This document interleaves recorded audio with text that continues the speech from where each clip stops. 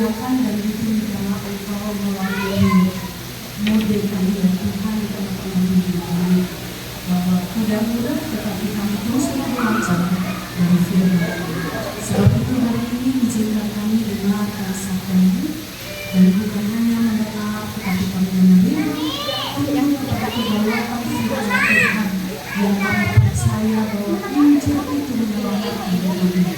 Firman itu mengubah kami sehingga kami boleh menjadi seperti yang Tuhan mau. Terpujilah nama Tuhan berkat hamba yang berkat.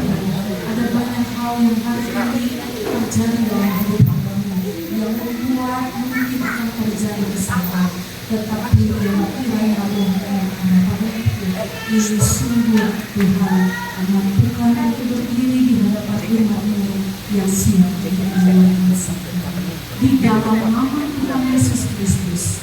Amin.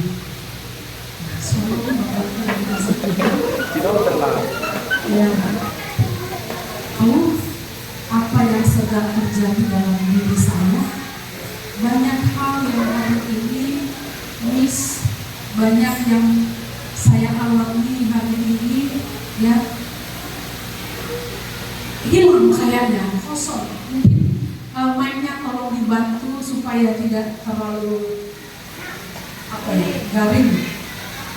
Gak enak mendengar padahal suara saya empuk-empuk gimana gitu ya. Tapi dengan setelan ini kayak kurang nyaman buat saya. Ya, dengungan di telinga saya kayaknya mengganggu memori dan otak saya terganggu gitu. Banyak nangis yang saya alami dalam beberapa saat hari ini, khususnya hari ini. Hari ini, saya tadi kalau tadi panggil saya nggak tahu saya mau apa. Iya, biasanya kan saya langsung respon ya. Oh ini mau firman Tuhan saya maju. Tapi saya ngomong di sini. Saya nyanyi tapi saya kayak kosong ya. Terus tadi pagi saya lupa kalau hari ini kerjaan terus. Sampai di sini saya baru paham. Saya lupa bahwa persembahan saya. Biasanya kalau kerjaan tulis itu ada persembahan khusus ya. Saya lupa. Tapi mungkin ada dana yang tersedia di bawah persembahan. Terima kasih. Dan lebih parahnya lagi, tiba-tiba sepatu saya sobek tanpa ada sebab. Saya malu dan saya pakai video musik.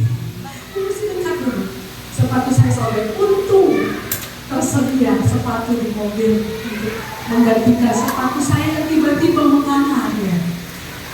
Ya, saya bilang kok trouble banget ya hari ini hidup saya. Tapi puji Tuhan, saya percaya Tuhan Yesus tolong saya. Bapak Ibu berdoa untuk saya supaya tidak mengalami trouble. Karena dalam minggu ini minggu yang sangat penuh di memori saya. Jadi mungkin saking penuhnya daya tampung sudah terbatas sehingga ini ada sistem yang error di sini. Kiranya kita semuanya tidak terganggu nantinya dan Roh Kudus membantu saya saat saya menyampaikan firman Tuhan di atas mimbar ini untuk kita semuanya. Nah, tadi ada pesan dari Ibu Siska bahwa akan ada yang mau ditayangkan, jadi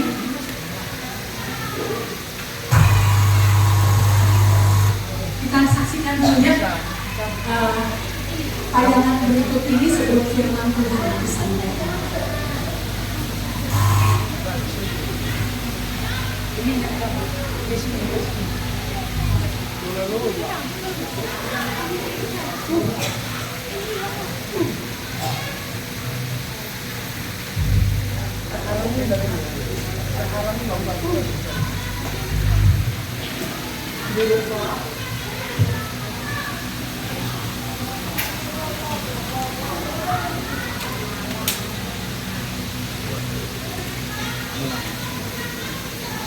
Tidak bisa?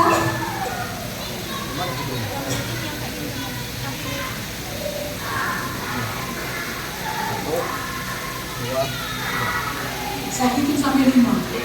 Itu kalau belum bisa,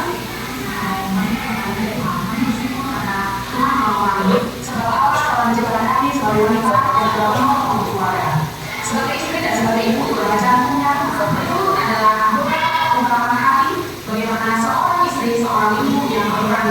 keluarga. Berdoa bergandengan tangan bersama dengan suami jauh lebih menyenangkan. Tuhan merasa bersyukur kiranya Tuhan atas dunia suami dan anak-anakku di tengah kehidupanku. Mereka mampu menjalani hari-hariku dengan suka maupun duka.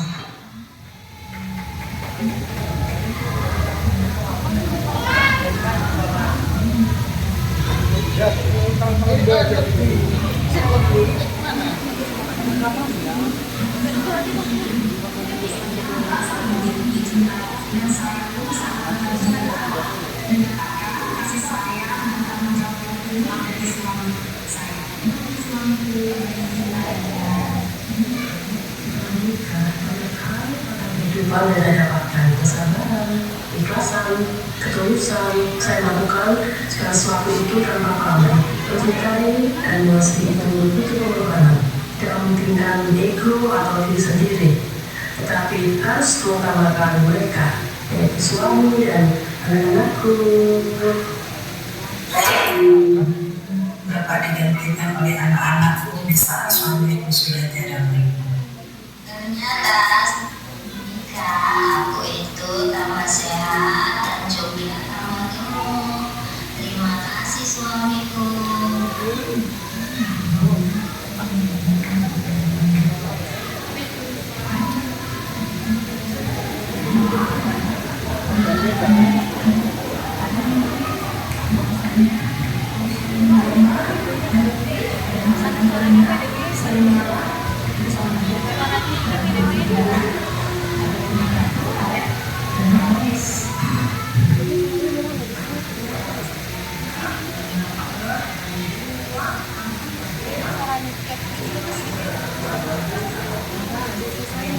Berikut ungkapan hati seorang suami dan anak untuk para wanita. Halo. Ini tidak bisa hidup sendiri. Karena itulah saya sangat mencintai dan menyayangi Bu Ida. Tidak bisa saya pungkiri juga, Bu Ida banyak menolong saya banyak dilupakan, dan saya biasa yang melimpahkan dalam hidup saya. Terima kasih kepada Bu Ida menerima saya sebagai suami, teruslah menjadi penolong saya, jangan menunjukkan mencintai saya, sekalipun saya banyak kekurangan. Aku sayang kamu, sayang banget. Aku sayang kamu, sayang.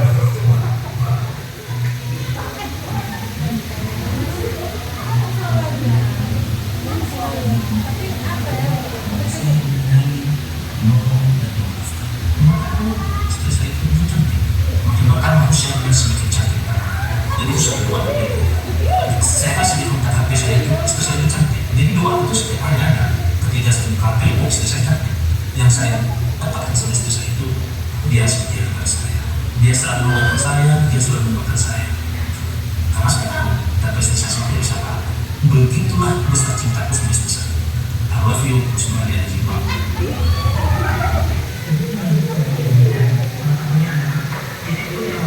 Bahkan tidak sekedar makan, kalau tidak ditemani. Saya begitu cinta dan sayang kepada istri, karena istri sangat mengerti, memahami apa yang menjadi kebutuhan suami. Terima kasih untuk istriku yang selalu support aku, mendukung aku, baik dalam pelayanan maupun dalam pekerjaan. Tuhan Yesus memberkati dan diuji istriku. Hal unik dari istri saya yaitu seperti semut. Semut di sini bukan sembarang semut. Semut di sini yaitu setia, empati, mengasihi, unik dan tabah. Dan ini juga yang membuat saya itu cinta sama diri saya, dan saya punya pantun dari saya dan dari saya. 1+1 sama dengan 2, 2+1 sama dengan 3. Aku dan kamu hidup bersama sekarang, esok, dan selamanya. Terima kasih dan Tuhan Yesus memberkati. Shalom. Sangat teliti di bagian tugas-tugasnya untuk di rumah, sabar dan saling mengerti apa kekurangan suaminya dan anak-anaknya. Saya sangat mencintai istri saya, dia di keluarga petani, keluarga pasangan Nurul, sama mencapai keluarga Nurul sehingga kerukunan kami yang bersaudara dapat berjalan dengan baik.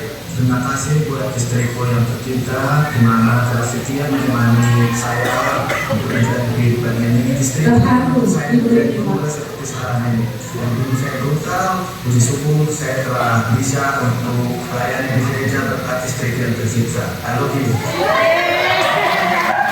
Saya Tapi untuk hal pakaian, dia paling gak suka yang berantakan. Dia tahu apa kesukaan suaminya kalau suaminya pulang kerja. Dia adalah orang yang sangat pembersih. Apabila rumah kami berantakan, langsung marah-marah sama kami. Aku bangga memiliki istri seperti dia. Jadi buat istriku, terima kasih untuk kesabaran selama ini. Banyak kekurangan dari suamimu, terima kasih saya. Ikan hiu yang banyak, I love you sayang. Kenapa? Karena itu selalu saya ingat dimanapun, kapanpun, dan apapun itu. Bikin bangga banget sama mama.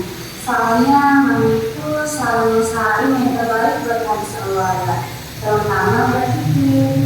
Dan juga mami, tetap semangat ya. Kami sayang banget sama mami. Mama kan dia gitu, dia nggak mau kalau dia sendiri punya enak, dia harus mau yang enak gitu.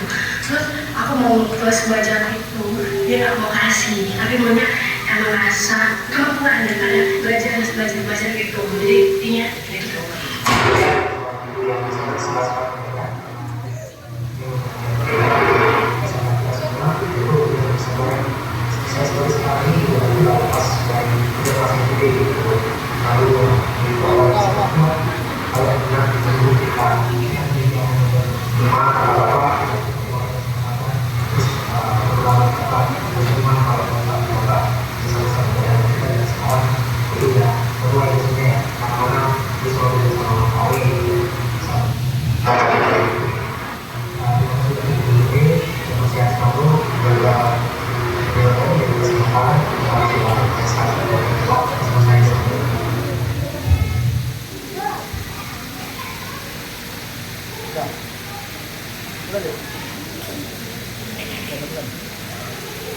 Sudah selesai, tepuk tangan dulu.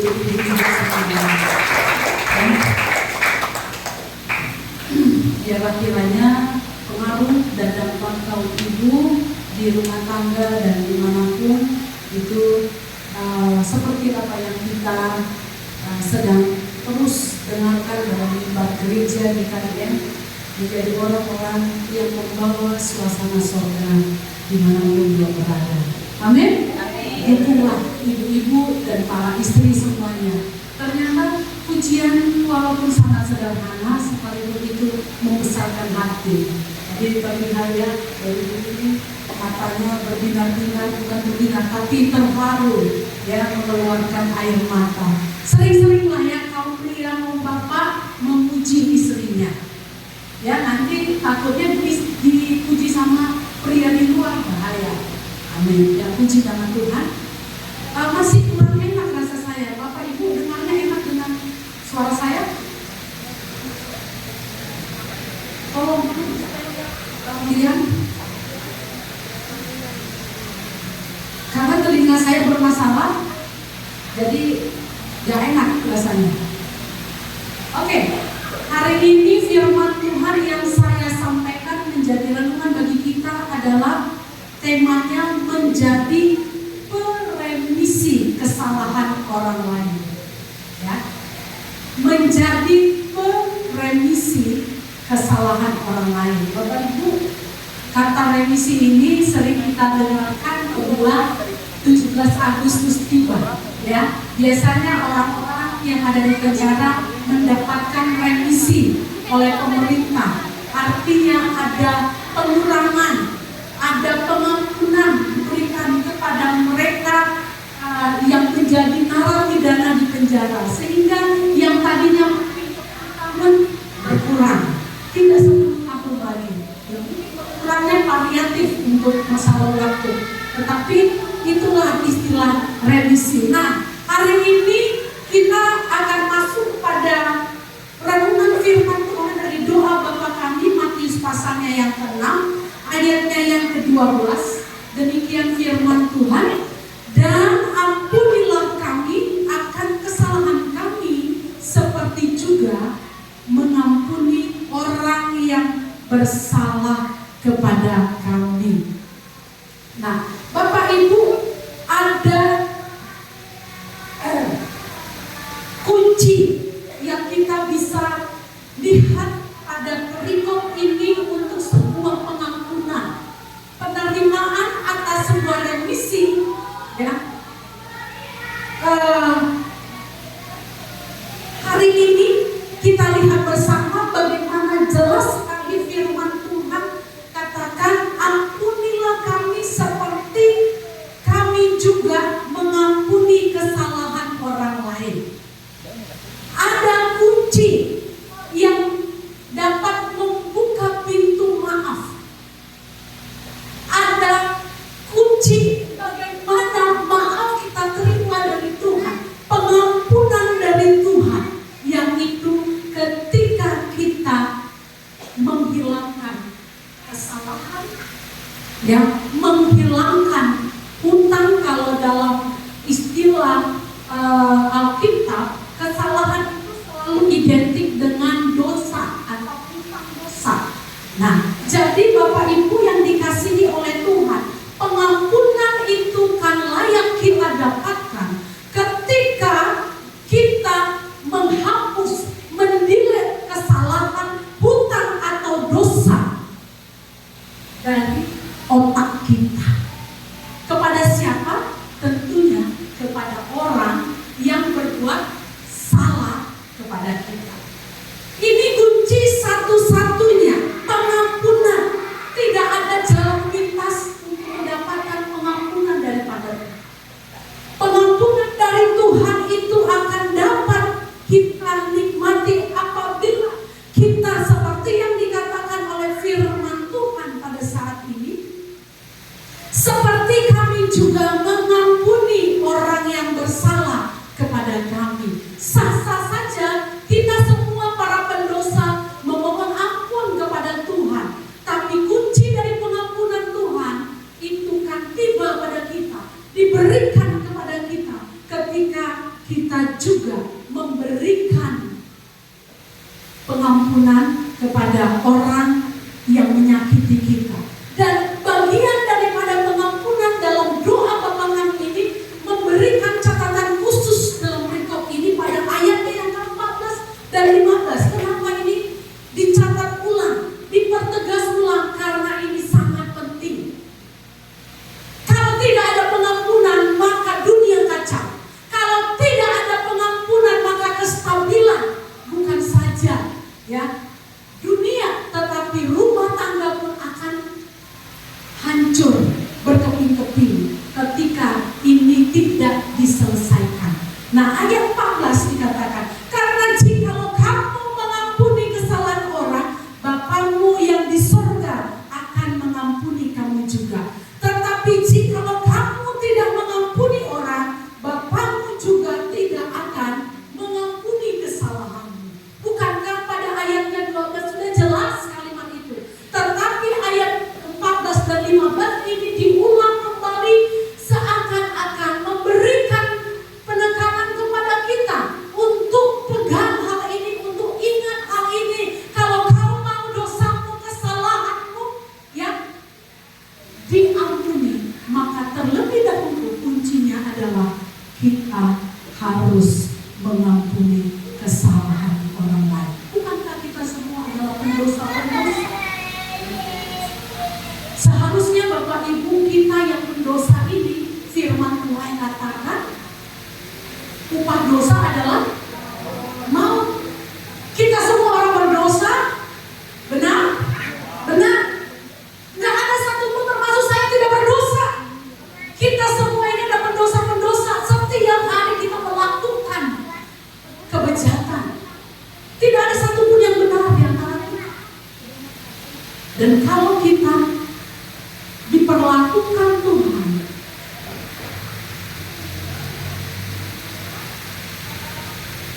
dan melihat dosa yang ada pada kita, Bapak Ibu, mungkin hari ini kita nggak ada di sini. Apa yang kau lakukan kemarin?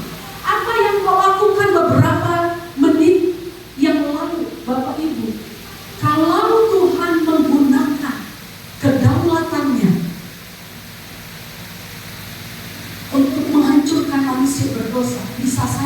Tapi Bapak Ibu itu tidak ada dalam kamus Tuhan.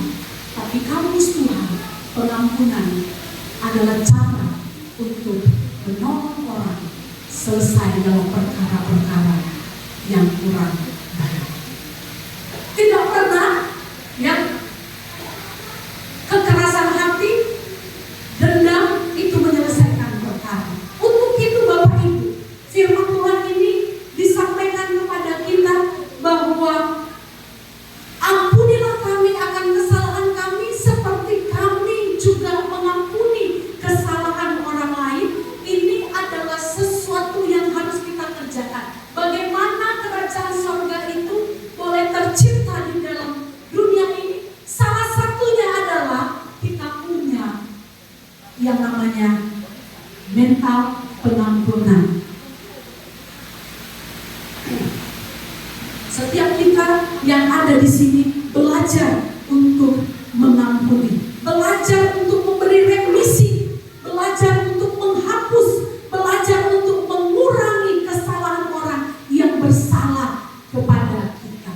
Karena seperti dalam penggalan kalimat ini membuka pikiran kita bahwa mengampuni kesalahan orang lain adalah sebuah keharusan. Mengampuni kesalahan orang lain adalah sebuah keharusan. Tidak bisa ditawar-tawar, tidak ada pilihan.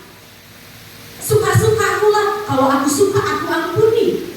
Kalau aku gak suka, kamu mau apa? Betul memang.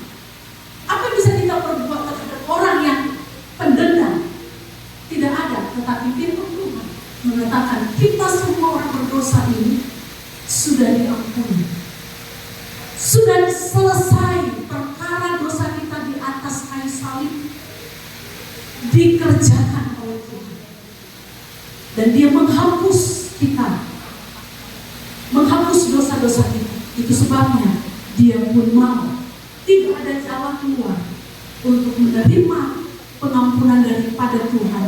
Itu haruslah menjadi orang yang pengampun. Amin. Bagaimana model merevisi kesalahan orang itu dapat kita lakukan dalam praktek sehari-hari? Bapak Ibu, saya coba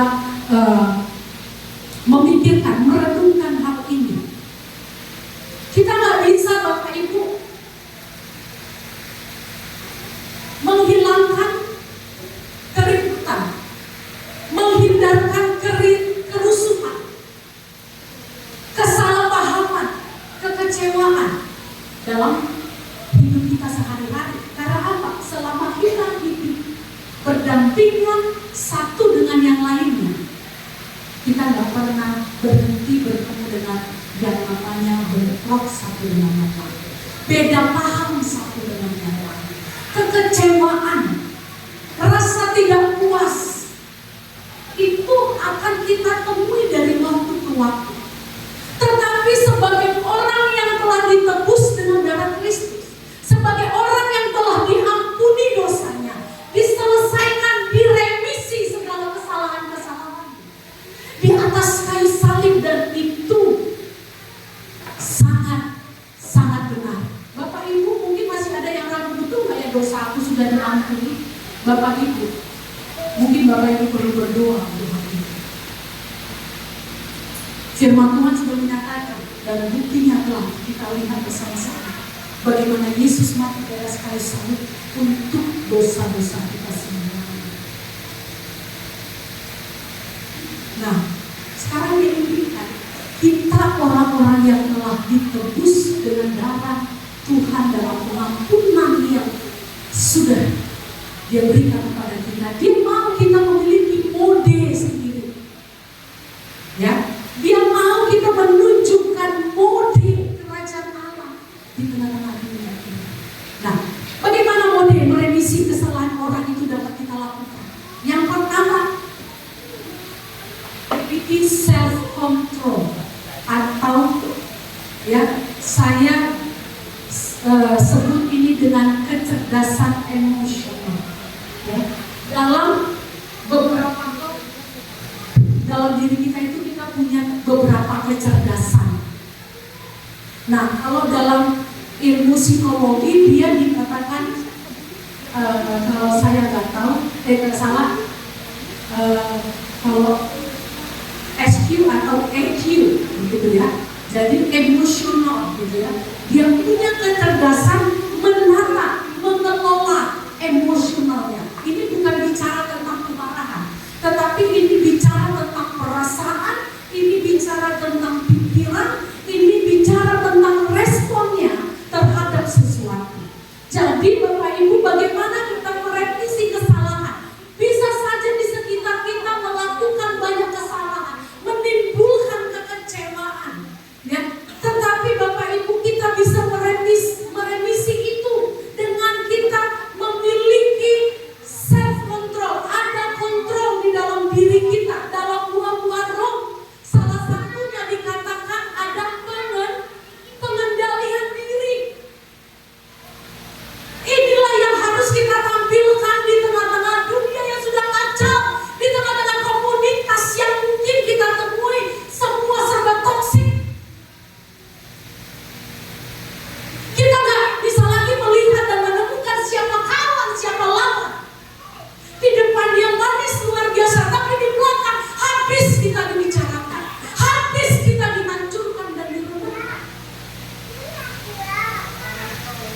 Tapi Bapak Ibu, sebagai orang yang membawa kerajaan Allah di tengah-tengah dunia ini, ada sebuah mode yang harus kita coba terus latih dalam diri kita, yaitu mode self control, memiliki kecerdasan emosional. Orang yang memiliki self control dalam dirinya, maka dia tidak terpancing dengan amarah, tetapi dia tetap stable. Dia tetap tenang. Dan biasanya orang yang memiliki kecerdasan emosional, dia akan cenderung merenungkan setiap kali ada persoalan yang datang, bukan amarahnya yang di depan, tetapi dia mungkin akan menarik diri sejenak dan merenungkan apa yang didengar dan apa yang harus dia buat, sehingga yang terlihat adalah sebuah kedewasaan mental. Dan orang seperti ini adalah orang yang cerdas secara emosional. Dan orang-orang yang seperti ini bisa disebut orang yang memiliki kecerdasan yang brilian. Orang yang tidak gampang marah dan mampu menata hatinya, mampu menata tindakannya, itu adalah orang yang cerdas. Kalau nggak salah di sini ini telah diadakan seminar tentang hal itu kepada hamba-hamba Tuhan, dan saya sangat diberkati dengan hal itu. Tapi orang yang cepat emosian tanpa mencerna akan jatuh kepada kebodohan yang akan menjadi bahan olokan orang lain. Bapak Ibu, sebagai pemimpin sangat sering sekali ya berada pada situasi-situasi yang tersudutkan. Harusnya saya bisa marah di sana, tapi puji Tuhan, diri saya untuk tidak terpancing. Ketika saya harus menyampaikan hal ini dan saya merenung, saya ingat kejadian yang terjadi dalam beberapa minggu sampai puncaknya di minggu ini. Saya dengan tulus sekali ikut tergabung dalam BKAG yang bermitra langsung dengan pemerintah pusat. Karena BKAG selama ini menjadi BKAG yang otonom, yang berdiri tanpa ada orang tua, kira-kira seperti itu ya, yang melindungi, yang membantu di saat dikala butuh dukungan. Jadi BKAG berdiri ya tanpa arah. Ada pengurus, bahkan dibuat program tapi tak berjalan karena tak ada dukungan. Siapa yang mau keluar uang terus-menerus untuk melakukan program? Akhirnya satu waktu saya ditelepon dan saya nggak ikut waktu itu dalam rapat-rapat sebelumnya. Saya ditelepon, Bu, nanti bisa nggak saya masukkan nama Ibu di dalam jajaran BKAG yang terafiliasi di pusat. Saya tahu bahwa memang BKAG sedang mengalami satu kisruh. Ini seperti terjadi pada beberapa yang beri ada di situ, saya juga malu. Pendeta pada berantem, ya. Tapi saya bilang tenang. Inilah dinamika yang berorganisasi. Akhirnya lama, tapi tahun 2021 kalau saya kata mulai ada lagi dengan BKAG yang ada. Nah, kami berjalan terseok-seok. Nah, beberapa waktu yang lalu dijelaskan bahwa sekarang kita sudah punya BKAG dengan wajah yang baru, dengan kemitraan yang sudah jelas. Akhirnya saya ingatkan, taruhlah mata saya. Di situ saya menjadi bendahara dua. Oke, nggak apa-apa. Itu pekerjaan yang gampang saya pikir. Nggak apa-apa, silakan. Tapi Bapak Ibu, alangkah kagetnya saya waktu saya pertama kali ikut di dalam rapat. Saya berarti di bendahara dua, tetapi menjadi mentor. Ya, saya kaget. Kenapa ini dibuat di sini? Saya nggak bersedia. Saya bilang, saya nggak mau ada di sini. Saya nggak mau bersifat waktu saya di sini. Saya bilang, saya nggak gila jabatan. Yang saya inginkan adalah kesatuan tubuh Kristus terjadi di kota kita, di kabupaten kita, di provinsi kita, di negara kita. Sehingga gereja nggak boleh berpecah-pecah. Tapi oleh penjelasan satu tokoh, ya, penasehat saya dijelaskan semuanya panjang dan lebar, latar-belakang dan sampai ada di sini. Akhirnya saya melihat nilai positifnya. Saya akhirnya bersedia ini. Nah, rupanya Bapak Ibu, rentetan dari ini terjadi masalah di kecamatan. Saya adalah juga pengurus inti di kecamatan. Tiba-tiba terjadi huru-hara. Ya, huru-hara di WA group ramai sekali. Sampai saya dikeluarkan pun saya nggak tahu. Teman-teman pada telepon saya, Bu, ini begini. Nggak usah. Tanggapi, tolong tanggapi. Saya nggak perlu menanggapi sesuatu di WA group karena itu sesuatu yang tidak pas. Kalau kita bertemu, saya akan menjelaskan. Jadi nanti seperti debat kusir. Jadi itu bukan cara yang pas. Mari kita duduk bersama, ngopi bersama, bincang-bincang. Nah, rupanya itu tidak berjalan. Jadi ada yang bilang, Bu, ayo serang balik, katanya begitu. Ngapain kita saling menyerang? Saya bilang begitu. Tidak perlu saling menyerang. Tapi Bapak Ibu, teman-teman akhirnya melihat sikap yang saya buat, sikap yang saya tampilkan, walaupun saya di bawah. Dan seorang pemimpin dengan arogansinya yang luar biasa mengeluarkan beberapa kami dari grup itu. Saya bilang, kabupaten boleh berbeda payung, tapi kecamatan nggak boleh berbeda payung buat sementara.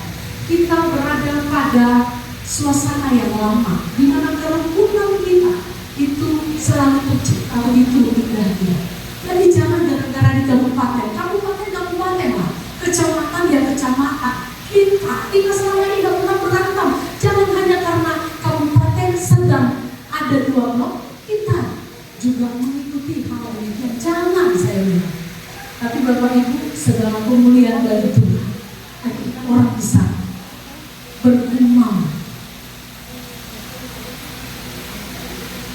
Katakan, Ibu cukup dewasa ya menyikapi sebuah masalah. Ya memang begitu. Kalau begitu jangan jadi hamba Tuhan. Jadi hamba iblis saja kita. Rusak kita.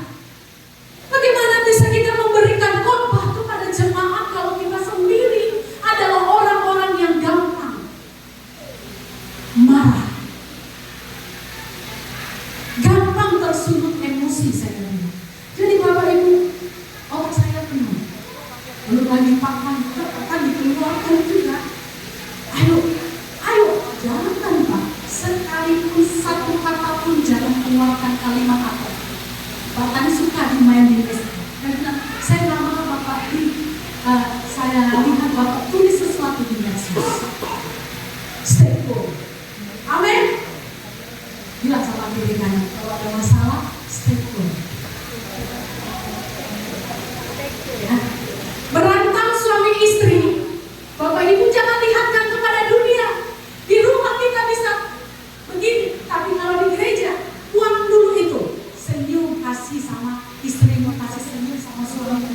suamimu kasih senyum. Amin. Di rumah kita boleh gini-gini, tapi di luar rangkulah pasanganmu. Jangan tunjukkan. Itulah yang cara kita, mode kita, itu menunjukkan kepada dunia adalah warga kerajaan sorga. Amin. Gak usah ditunjukkan, gak usah dipublish yang muka-muka yang kurang baik, gak usah. Apalagi dengan ditambah dengan tindakan-tindakan yang anarkis, marah-marah, mencak-mencak, nulis-nulis, yang tangannya ngetik-ngetik di media sosial. Gak usah. Ya, Bapak Ibu, lihat diri kita. Saya pernah katakan kita ini adalah persona Christ. Ya, kita adalah gambaran Tuhan di tengah-tengah dunia ini. Jangan sampai gara-gara kita gak bisa kontrol emosi kita, diri kita cepat sekali tersulut, kita jadi kehilangan wibawa, pesona Christ.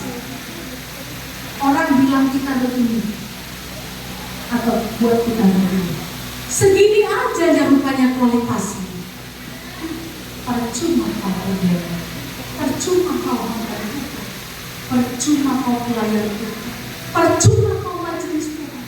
Tapi rupanya pengendalian diri setipis dari bawah. Tapi di sini nggak ada kami miliki siapa. Bapak Ibu nggak mudah. Saya pun sebenarnya seorang pemarah, tapi saya melatih diri saya. Nggak percuma Bapak Ibu kita dengan firman Tuhan tiap-tiap minggu, baca firman Tuhan tiap hari, firman itu nggak mengubah diri kita. Firman Tuhan katakan bahwa Injil itu menyelamatkan orang yang berdosa. Dan saya malu dengan firman Tuhan yang saya bacakan kalau diri saya tidak berubah. Sebab itu saya tunduk kepada Tuhan. Mampukan saya Tuhan, ingatkan saya untuk senantiasa kendalikan diri saya, supaya mode kerajaan surga itu boleh terlihat di dunia ini. Yang kedua, jangan jadi orang yang dendaman. Ya, ini tanda seru saya buat sebuah perintah yang nggak bisa ditawar-tawar. Jangan menjadi orang yang dendaman, suka simpan kekecewaan, suka simpan kepahitan yang berkepanjangan, berjilid-jilid. Bapak Ibu, Tuhan sudah memberikan kepada kita sebuah contoh. Roma pasal 5 ayat 8 dikatakan, akan tetapi Allah menunjukkan kasih-Nya kepada kita oleh karena Kristus telah mati untuk kita ketika kita masih berdosa.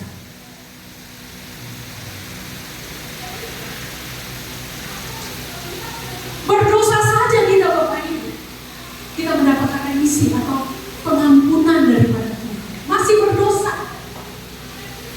Artinya hal ini adalah hal yang harus kita contoh Bapak Ibu. Mungkin kita berkata, aduh, ibu sih gak rasakan gimana sakitnya di sini. Ibu sih gak ngalami bagaimana pikiranku terus terganggu.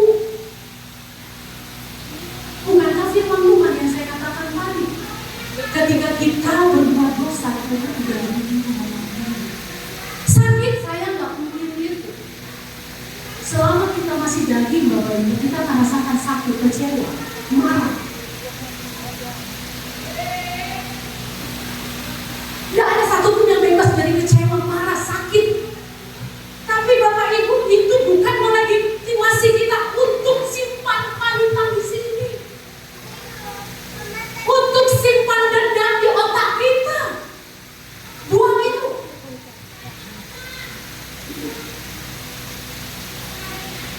Saya heran Bapak Ibu, ada teman di Facebook yang kalau saya lihat beberapa waktu yang lalu dia mengalami kemarahan yang luar biasa karena anaknya dibully gitu.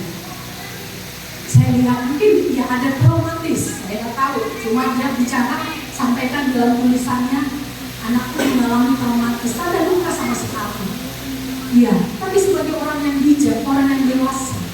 Saya rasa anak itu bisa ada dalam kendali kita. Kita bisa tolong dia dalam pemulihan.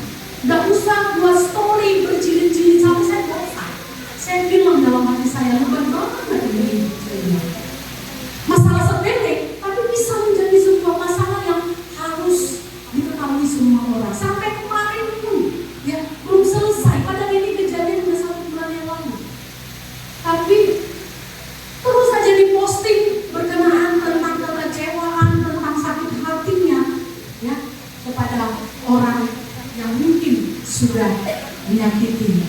Nah, Bapak Ibu, mungkin kita pernah dengar atau sering sekarang ini mendengar istilah playing victim. Ya, anak-anak muda ini kasih tahu ya. Playing victim atau victim mentality,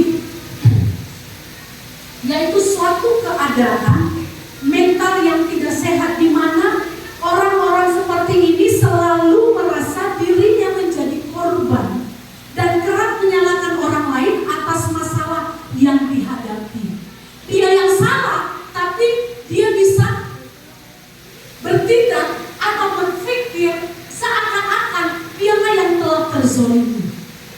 Nah, heran ya, kalau ketemu dengan orang begini, udah dia yang salah, udah dia yang buat onar, tapi dia pula yang seakan-akan merasa orang yang terzolimi. Nah, orang-orang begini ngeselin nggak kira-kira? Ada nggak kira-kira di sekeliling kita? Ada, banyak. Hari ini banyak orang yang sakit mentalnya.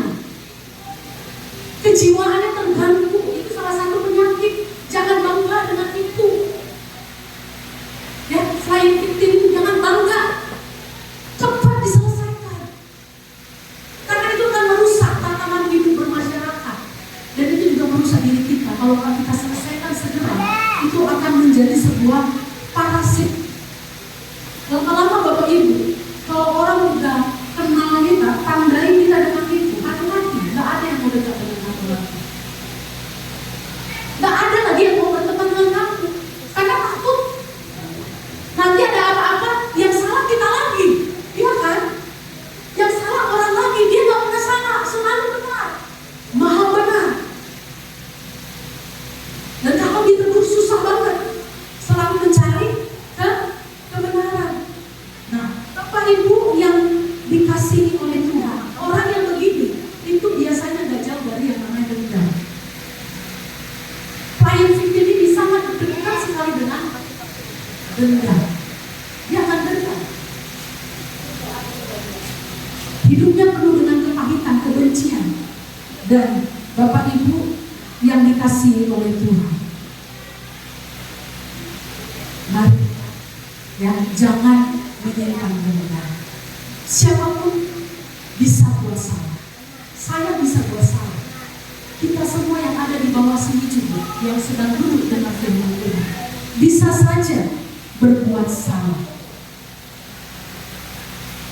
Nah, ada yang bebas dari berbuat salah, karena kita ini manusia yang dasar sempurna. Hari ini orang yang berbuat salah sama kita, tapi mungkin di lain kesempatan kita lah yang membuat kesalahan terhadap orang-orang lain.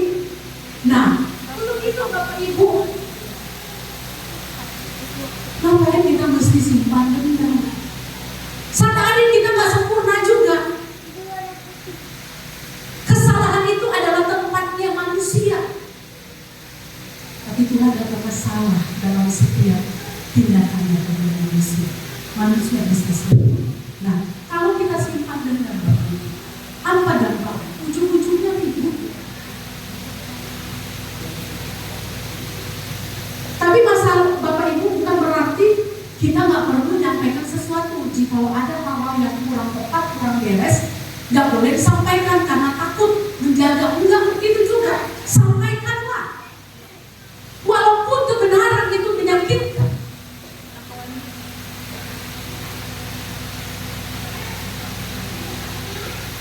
Tapi apakah dengan menyampaikan kebenaran itu akhirnya kita menjadi musuh orang itu, atau orang itu menganggap kita musuh? Itu bukan di dalam kendali kendali kita.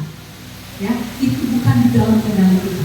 Artinya kita boleh sampaikan, tapi ketika itu telah tersampaikan, kita kembali kepada poin 1 tadi. Kita punya kemampuan mental untuk menata setiap informasi atau sikap tindakan yang kurang pas. Lalu yang kedua tadi, kita bisa dengar, sikapi segala sesuatu yang kita dengarkan, yang kita alami itu dengan bijak. Nggak usah simpang itu. Karena apa? Nanti itu akan berujung kepada tindakan-tindakan yang anarkis. Itu akan berujung kepada tindakan-tindakan yang tidak mendatangkan kebaikan. Istri kita, suami kita, anak kita, sahabat kita, rekan kerja kita, besan kita, menantu kita, ipar kita, ya, bahkan saya sebagai gembala pun, gembala bapak ibu, bisa saja mengecewakan, menyakiti, atau sebaliknya, orang yang menyakiti kita itu bisa saja, tapi bapak ibu masalahnya bukan siapa yang menyakiti kita, siapa yang mengecewakan kita.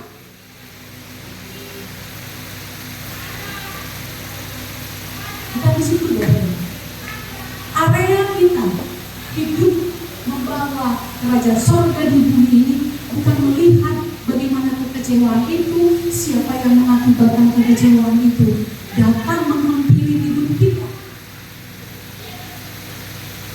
tapi bagaimana kita menghandle, katakan menghandle, bagaimana kita menghandle kekecewaan yang datang kepada kita itu dengan baik. Kalau kita kecewa, berakhir kepada keributan, berakhir pada masalah yang lebih besar, siapa yang rugi? Yang rugi adalah kita sendiri, bukan orang lain.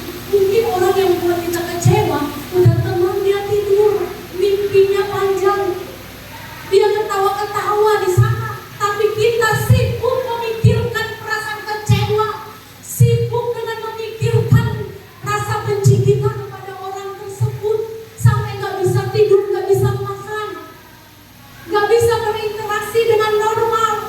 Ya, harusnya kita bisa lewat jalan A, tapi gara-gara orang yang buat kecewa kita ada di situ, kita putar balik jalan B.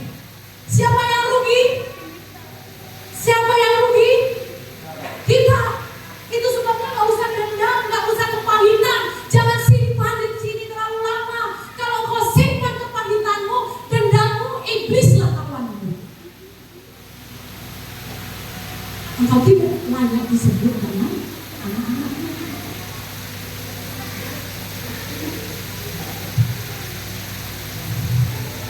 Kalau sampai kita udah tua dari anak Tuhan melayani, tapi kita masih senang menyimpan sakit hati.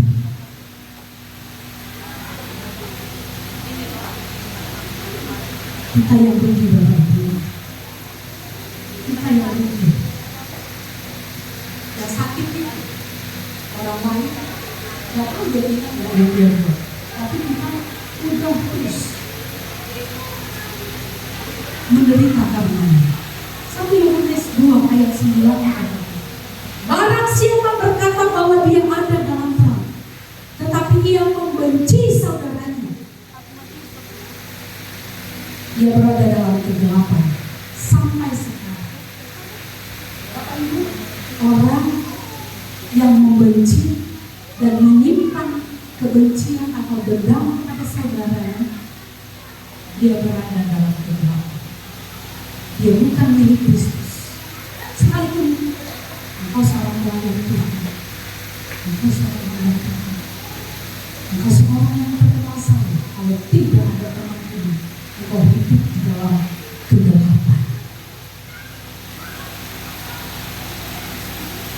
1 Yohanes 3 ayat 15 dikatakan bahwa membenci itu adalah pembunuhan.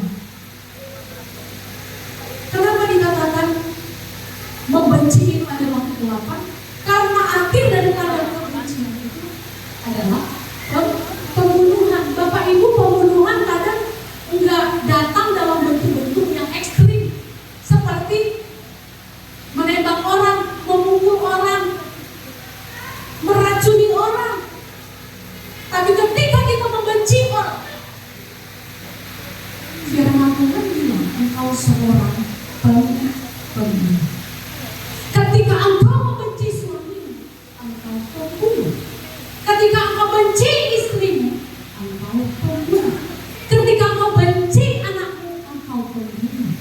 Ketika engkau benci menantumu, engkau pembunuh. Ketika engkau benci besanmu, benci iparmu,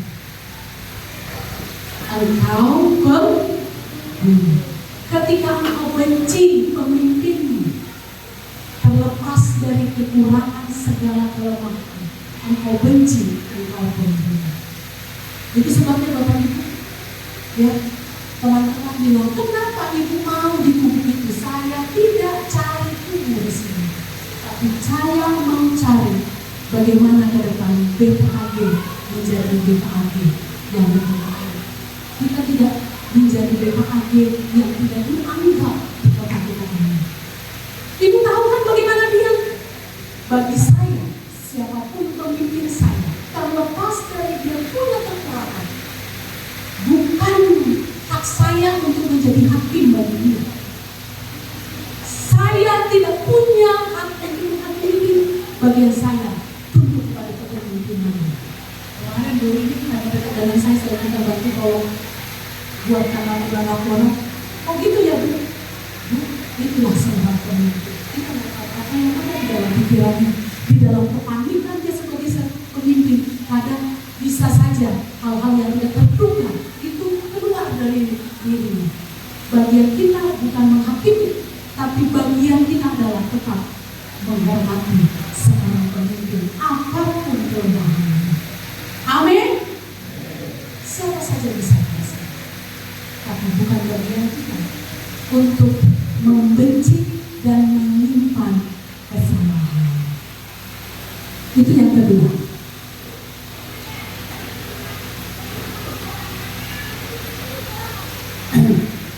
Yang ketiga, perlakuan buruk orang lain itu bagus.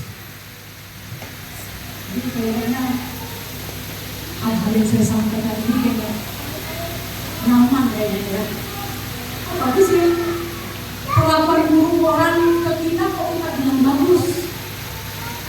Selanjutnya hari akan saya sampaikan. Perlakuan buruk orang lain itu bagus supaya kita belajar rendah. Orang yang berdoa untuk minta rendah hati, dia harus diperhadapkan dengan situasi yang buruk. Karena kalau mau bertemu dengan itu, dari mana dia dapatkan yang namanya rendah hati? Orang yang mau belajar rendah hati itu harus diperhadapkan dengan situasi-situasi yang buruk.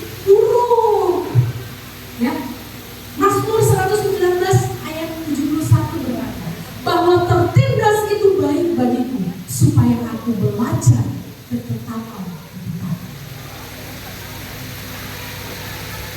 Ditindas, diperlakukan buruk, dikecewain, itu adalah sesuatu yang baik bagi kita.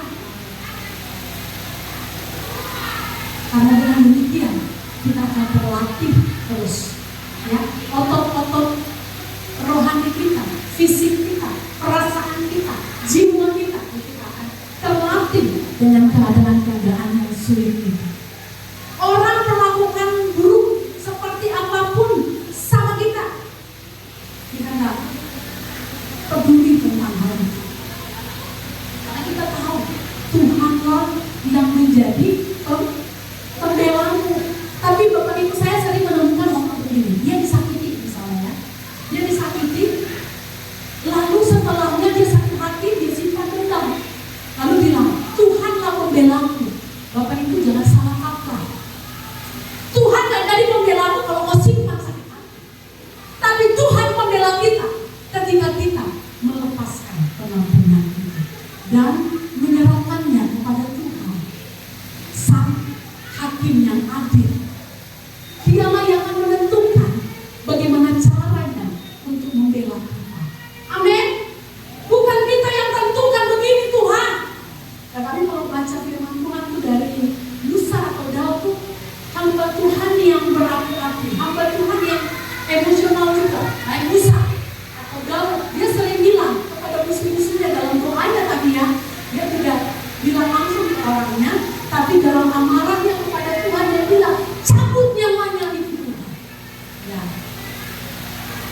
Tuhan mengerti dengan perasaan baik atau bisa.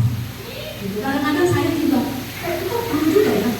Gak bicara sama orang lain, bicara sama Tuhan. Tuhan, aku jengkel sama dia.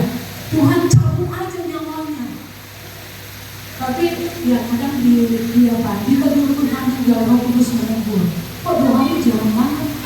Kamu pikir dengan kamu berdoa doanya seperti itu dijawab Tuhan? Enggak. Nggak usah kamu repot-repot capek-capek mikirkan kapan dia mati. Mati juga dia mati. Waktunya akan datang dia mati juga. Jadi Bapak Ibu nggak usah repot-repot, serahkan kepada Tuhan. Amin. Ada yang sedang sakit hati hari ini? Yang ada orang-orang baik semuanya. Amin. Ya. Kalau ada kekecewaan, sakit hati, engkau difitnah, engkau ditipu, mungkin diperlakukan buruk oleh orang lain, bahkan dihina. Bapak Ibu, itu diizinkan oleh Tuhan. Ya, itu diizinkan oleh Tuhan untuk melatih otot-otot rohani kita. Amin. Otot-otot jiwa kita, ya, dia sedang melatih kita supaya kita kuat. Kenapa saya disiksa waktu kecil? Itu bukan saja raga saya yang tersiksa, mental saya, sampai saya seperti orang yang bukan, orang yang gak percaya dirian. Kenapa saya harus diperlakukan begitu? Karena Tuhan mau bawa saya kepada sebuah fase ini.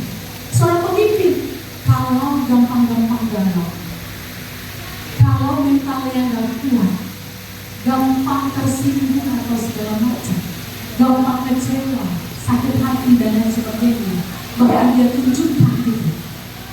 Gak usah jadi pemimpin, tapi karena Tuhan mau saya jadi pemimpin, Tuhan persiapkan saya dengan medan yang sangat ganas pada saat muda saya.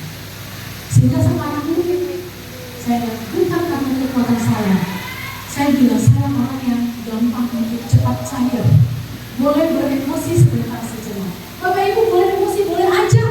Siapa bilang gak bisa marah? Bisa. Tapi firman Tuhan bilang jangan sampai matahari terbenam kalau itu terjadi pada siang hari. Jangan sampai terbit matahari kalau itu terjadi pada malam hari. Perasaan kecewamu itu belum selesai. Selesaikan segera. Bukan gak boleh marah Bapak Ibu. Itu adalah bagian yang Tuhan taruh di dalam diri kita. Marah, gak apa-apa. Tapi jangan sampai marah itu berakibat kepada dosa, di mana kebencian kita pupuk di dalam hati kita sampai kita dendam perkara, bahkan berjilid-jilid.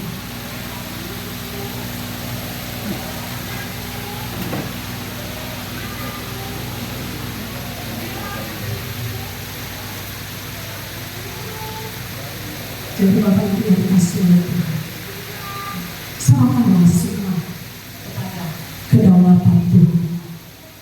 Sebab perlakuan buruk yang kita alami adalah sesuatu yang mendatangkan kebaikan bagi kita. Bapak Ibu pernah dengar kisah Abigail dan Nabal di PWP? Saya pernah bawakan firman. Abigail ini adalah seorang istri yang sangat bijaksana. Dia memiliki mental emosional, kecerdasan emosional yang sangat baik. Dan dia punya suami yang sangat bertolak belakang 360 derajat, ya. Dia jahat-jahat sekali. Suami yang sangat lembut, suami yang sangat jahat, bukan hanya mulutnya tetapi juga tangannya. Bapak Ibu di sini yang punya suami yang model demikian, dengarkan baik-baik, ya. Abigail ini sering mengalami kekerasan dalam rumah tangga, KDRT. Tapi sekalipun dia mengalami kekerasan dalam rumah tangga, tetapi tidak sedikit pun dia menyimpan rasa dendam, benci kepada suaminya. Dia tetap menaruh rasa hormat kepada suaminya. Tidak ada sedikit pun berkurang rasa hormatnya. Bahkan ketika orang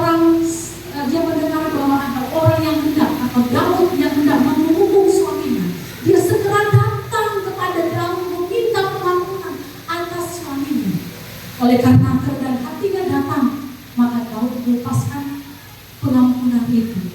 Bapak Ibu, sebenarnya ini kesempatan Abigail, biarlah mati, biar aku cari lagi nanti suami yang lain. Karena sakit sekali perbuatan suaminya Nabal. Tapi Bapak Ibu, dia tidak melakukan hal itu. Apa yang dia lakukan Bapak Ibu? Dia berdoa. Rupanya dia semakin terlatih. Perkataan kasar itu sudah biasa dia dengarkan. Perlakuan kasar, dipukul, yang bahkan di depan semua orang yang diperlakukan buruk, direndahkan, dia tetap setia. Ternyata itu membuat dia akhirnya, karena sudah terbiasa, dia akhirnya jadi tidak lagi terganggu dengan hal-hal yang mengecewakan. Dia cepat. Ternyata ini Bapak Ibu manfaatnya. Jadi bagi kita juga sebenarnya, kalau kita mau berhadapan dengan hal-hal yang mengecewakan, jangan langsung hindari aku dari cambuk ini. Seperti Tuhan Yesus, dia juga tidak menghindari cawan itu. Dia hadapi cambuk pergumulan itu. Jadi kita pun demikian. Yang kita minta bukan kita terhindar dari cawan pergumulan, yang kita minta daripada Tuhan, beri aku kekuatan menghadapi situasi ini. Amin. Beri aku kekuatan untuk menghadapi situasi ini.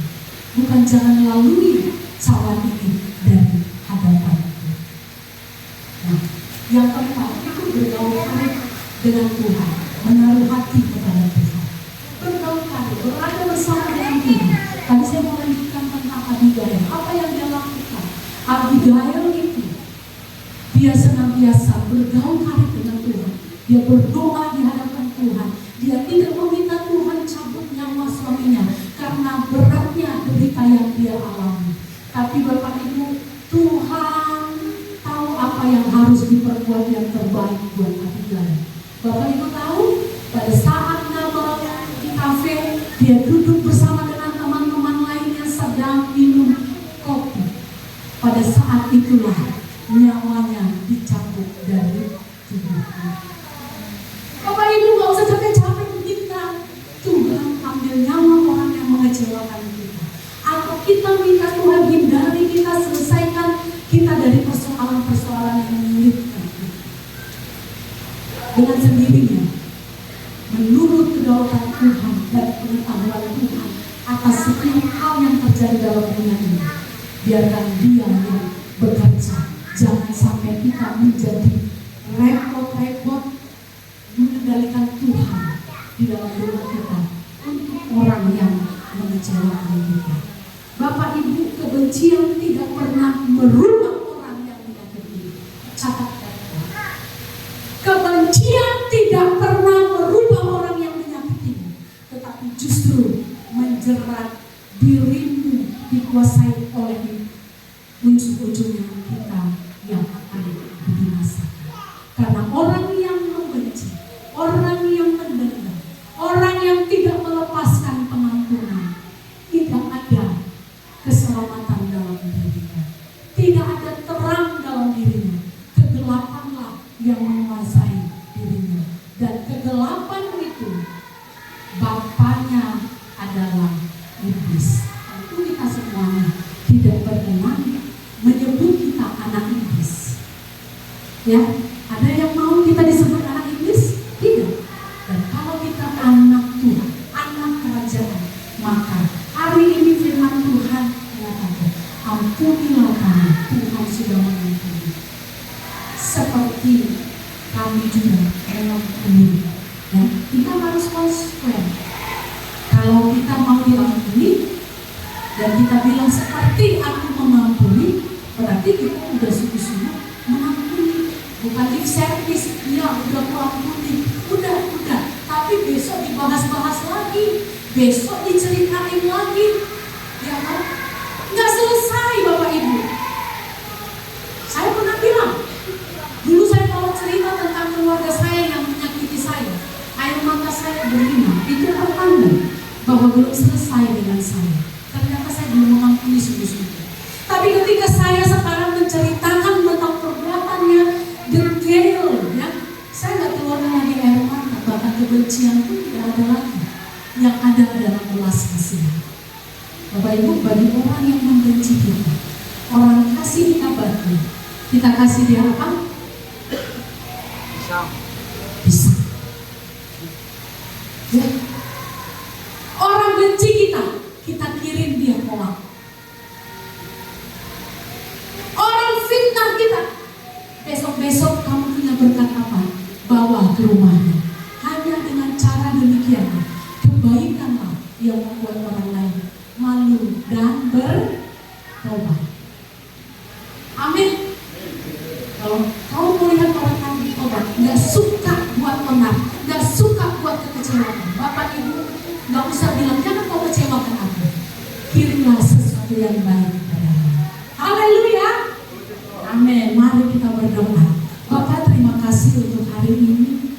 Tidak kebetulan bahwa firman ini ada di sesi kami akan menerima perjamuan kudus yang berupa anggur dan roti sebagai lambang penebusan, pengampunan yang telah Tuhan kerjakan di atas kayu salib untuk kami. Kami adalah orang-orang yang berdosa yang telah dibebaskan, yang telah mendapatkan remisi dan pengampunan daripada Tuhan. Maka hari ini Tuhan, kami rindu Engkau memakai kami, dan biarlah Engkau menteraikan hati, pikiran, kehendak kami melalui jamuan makan minum yang tersedia di meja persembahan, di meja jamuan perjamuan kudus ini. Berkatilah kami semuanya ya Tuhan. Siapkan kami. Terpujilah nama Tuhan Yesus Kristus. Kami berdoa. Amin.